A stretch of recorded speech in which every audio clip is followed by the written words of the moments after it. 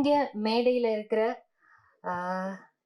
Lok Sabha MP புரட்சி தமிழர் நம்மளோட தொல் திருமாவளவன் சார் அவர்கள், நான் ரொம்ப பார்த்து வியந்திருக்கேன் அவங்களோட பேச்செல்லாம். நான் வந்து நியூஸ் டிபார்ட்மெண்ட்ல இருக்கும்போது இவங்களை பத்தி நிறைய நியூஸ் படிச்சிருக்கேன்.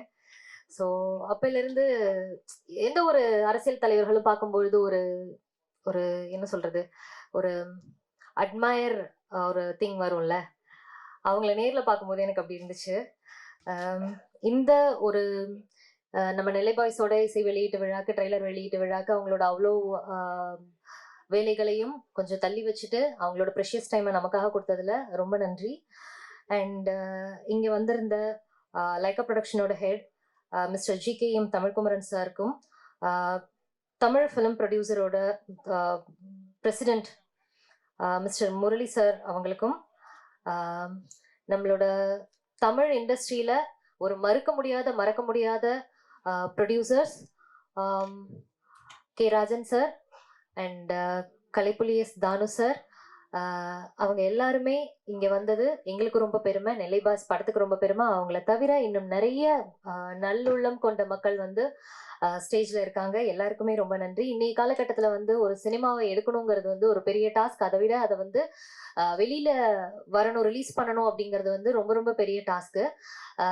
எல்லாரும் சொன்ன மாதிரி தான் இந்த நெல்லை பாய்ஸ் வந்து பெரிய போராட்டத்துக்கு அப்புறம் இன்னைய காலகட்டத்தில் என்னென்னலாம் டெக்னாலஜிஸ் இருக்கோ அந்த டெக்னாலஜிஸோட ரிலீஸ் பண்ண இருக்காங்க. உங்களை மாதிரியே நானும் ரொம்ப ஆர்வமாக பார்க்கறதுக்கு வெயிட் பண்ணிட்டு இருக்கேன். இந்த 2 சாங்ஸ் பார்க்கும்போதே எனக்கு செமையா இருந்துச்சு. சூப்பராக வந்திருக்கு படம் அப்படிங்கிற ஒரு ஒரு எண்ணம். இவ்வளோ போராட்டத்தை தாண்டி இந்த படத்தை வெற்றிகரமா வெளியில கொண்டு வந்து மக்கள்கிட்ட கொண்டு போய் சேர்க்கிற எங்களோட ப்ரொடியூசர் ராஜா சாருக்கு நான் ரொம்ப பெரிய நன்றி தெரிவிச்சுக்கிறேன். ஏன்னா எந்த ஒரு ப்ராடக்ட்டுமே வந்து வெளியில வந்து மக்கள் பார்த்தாதான் அந்த ப்ராடக்ட்டுக்கு வேல்யூ அப்படிங்கிறதுனால. அதுக்கப்புறம் எங்களெல்லாம் ரொம்ப அழகா இயக்குன எங்களோட இயக்குனர், ரொம்ப நன்றி கமல்ஜி. அதுக்கப்புறம் என்னோட ஒர்க் பண்ண கோ ஆர்டிஸ்ட், என்னோட க்ரூ எல்லாருக்குமே ரொம்ப நன்றி. ரொம்ப அழகா வந்து மியூசிக் போட்டிருக்காங்க மியூசிக் டைரக்டர் அண்ட் நம்மளோட லிரிசிஸ்ட் அவங்களுக்குமே, மதன்குமார் அவங்களுக்குமே ரொம்ப பெரிய நன்றி. எந்த ஒரு டைரக்டருமே வந்துட்டு ஒரு கதை ஒரு கான்செப்ட் எடுத்துட்டு போகும்போது அந்த கதையை வந்துட்டு ஒரு காம்ப்ரமைசேஷன் இல்லாம அவங்க எடுத்துட்டு போன கதையை அப்படியே வெளியில விடுறாங்க அப்படிங்கும்போது தான் அந்த டைரக்டருக்கு வெற்றின்னு நான் நினைக்கிறேன். அதை வந்து கமல்ஜி பண்ணியிருக்காங்க அப்படின்னு நான் யோசிக்கிறேன். ஸோ கமல் சார், உங்களுக்கு இன்னும் இன்னும் இன்னும் நீங்க நிறைய படங்கள் பண்ணணும், நிறைய புது முகங்களை வச்சு பண்ணணும். இன்னொரு ஒரு சின்ன ரெக்வெஸ்ட், நான் ப்ரொடியூசர் கவுன்சிலுக்கு நான் ஒரு சின்ன ரெக்வெஸ்ட் வைக்கிறேன்.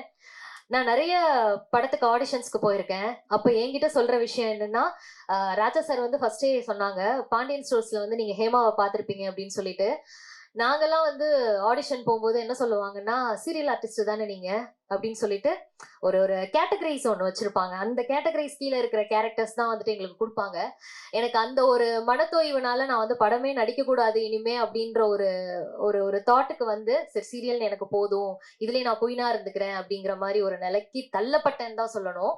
நிறைய நல்ல ஆர்டிஸ்ட் இருக்காங்க, சீரியல்ல நடிக்கிற ஆர்டிஸ்டுமே நிறைய நல்ல ஆர்டிஸ்ட் இருக்காங்க. என்னை பொறுத்த வரைக்கும் ஆர்டிஸ்ட் படம் ஆர்டிஸ்ட் சீரியல் ஆர்டிஸ்ட்டும் கிடையாது, எல்லாமே ஒரே ஆர்டிஸ்ட்னு தான் நான் நினைக்கிறேன். தயவு செஞ்சு சீரியல்ல நடிக்கிறவங்களையும் படத்துக்கு வாய்ப்பு கொடுங்க அப்படின்னு நான் கேட்டுக்கிறேன் இந்த நேரத்துல. அண்ட் இங்க இருக்கிற பத்திரிகை ஊடக நண்பர்கள் எல்லாருக்குமே ரொம்ப நன்றி. ஆக்சுவலா இங்க நான் வரும்போது கொஞ்சம் பயத்தோட தான் வந்தேன். ஏன்னா இந்த மாதிரி இசை வெளியீட்டு விழால கண்ணப்பின்னான்னு ஏதாவது கொஸ்டின் கேட்டு வச்சிடுறாங்க. உங்களோட உடல் எடை எவ்வளவு, நீங்க ஏன் வந்து இந்த மாதிரி துணிகள் போட்டு வரீங்க, அந்த மாதிரி எல்லாம் கேக்குறாங்க.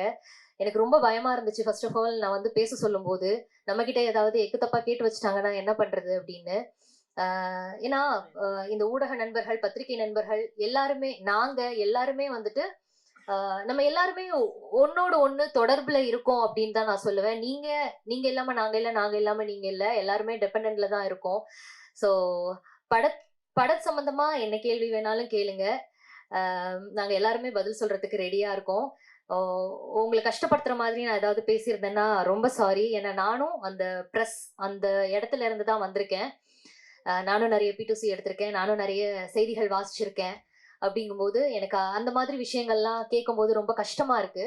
ஸோ இந்த நெல்லை பாய்ஸ் படத்துக்கு உங்களால முடிஞ்ச சப்போர்ட்டை கொடுங்க. ஏன்னா ஆட்டோகிராஃப் படத்தோட ரீரிலீஸ்ல வந்து சேரன் சார் சொல்லியிருந்தாங்க, அவங்களோட படம் வந்து ஃபர்ஸ்ட் 3 நாள் வந்து பெருசா எதுவும் ரீச் ஆகல.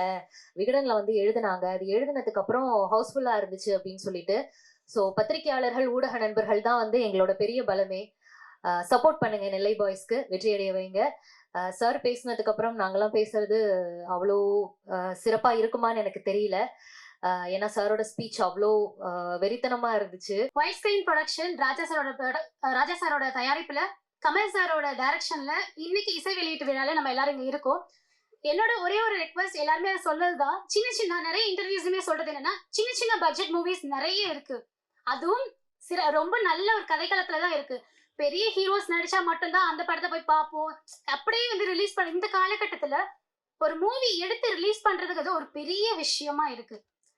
அந்த ஒரு பிரச்சனை நடந்து போயிட்டு இருக்கும்போது இந்த காலகட்டத்துல இந்த மூவி நிறைய பிரச்சனைகளுக்கு அப்புறம் ரிலீஸ் ஆயிருக்கு. ஸோ அதுக்கு ரொம்ப சந்தோஷமா இருக்கு. And congratulation the whole team Nellai பாய். அது மட்டும் இல்லாம ஹேமா அவர்கள் இப்ப இல்ல. அவங்க சின்ன திரையில நிறைய பேருக்கு பாண்டியன் ஸ்டோர் மூலியமா நிறைய பேருக்கு நிறைய தெரியும். பட் பெரிய திரையில வரும்போது நிறைய ரிஜெக்ஷன்ஸ் ஏற்பட்டிருக்குன்னு சொன்னாங்க. அது அவங்களுக்கு மட்டும் இல்ல, நிறைய பேருக்கு. ஸோ அதுவும் நடக்கக்கூடாதுங்கிறது என்னோட ஒரு ரெக்வஸ்ட். அண்ட் சின்ன பட்ஜெட் மூவிஸ் எல்லாத்தையுமே ரொம்ப சப்போர்ட் பண்ணுங்க. நிறைய புதிய கதைக்களத்தோட ஈவன் நான் நடிச்ச ஒரு 3 மூவிஸ்மே வந்து போஸ்ட் ப்ரொடக்ஷன்ல ஸ்டாப் ஆகி நிக்குது. அதற்கு காரணம் சின்ன budget. And sir Thol Thirumavalavan அவர்கள் தான் என்னோட ஃபர்ஸ்ட் லுக் வந்துட்டு என்னோட மூவியோட ரிலீஸ் பண்ணாங்க. இந்த இண்டஸ்ட்ரிக்கு நான் வரும்பொழுது அவரோட பிளஸிங்ஸ் தான் நான் இந்த இண்டஸ்ட்ரிக்குள்ள வந்த சினிமாவை ஸ்டார்ட் பண்ணது. ஸோ அதனால அவரு கூட இந்த ஸ்டேஜ்ல இங்க நிக்கிறது எனக்கு பெரிய பாக்கியமா நினைக்கிறேன். அண்ட் எனக்கு தெரியல எந்த அளவுக்கு தகுதியான பர்சன் அப்படின்னு சொல்லிட்டு. And thank you so much sir. And இந்த மேலேயே எனக்கு பேசுறதுக்கு கொடுத்தது ராஜா சார் அவர்களுக்கு மிகவும் நன்றி.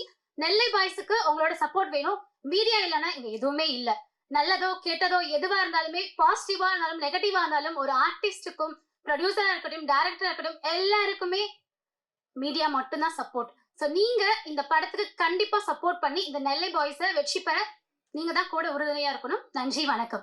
ஒவ்வொரு ஆடியோ ஃபங்க்ஷனும் நம்ம கொண்டாடும் போது வீட்டினுடைய திருவிழா போல இருக்கும். ஆனால் அந்த படத்தை எடுத்து முடிக்கிற இயக்குனருக்கும் அந்த தயாரிப்பாளர்களுக்கும் மட்டும்தான் அது ஒரு பெரிய பொக்கிஷமான வழியாக இருக்கும். அதை வெளியே கொண்டு வர வரைக்கும் சாங்கு பார்க்கும்போது காதல் தோக்காதுன்னு ஒரு வரிகள் இருக்கு. அதை பார்க்கும்போது ராஜா வந்து எப்பவுமே தோக்க மாட்டாரு, காதல்லையும் சரி சினிமாவிலையும் சரி அப்படின்றத இதை பார்க்கும்போது அந்த வரிகளை கேட்கும்போது ரொம்ப அழகா இருந்தது. உலகத்துல நம்ம எங்க இருந்தாலும் தமிழர் என்று நம்மளுக்கு அடையாளமே நம்மளுடைய தேசிய தலைவர்.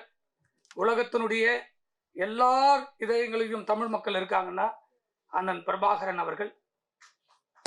அவருடைய வழியில தனக்கென்ற ஒரு அங்கீகாரம் மட்டுமல்ல, தமிழ் மக்களுக்கே ஒரு அங்கீகாரத்தை, ஒரு அரசியலுக்கு அப்பாற்பட்டு எல்லாருடைய இதயங்களிலும் அரசியல் தலைவருடைய போட்டோ இருக்கும். ஆனா ஒரு தலைவருடைய போட்டோ மட்டும்தான், அண்ணன் பிரபாகருடைய போட்டோ எல்லாருடைய பாக்கெட்ல இருக்கும்.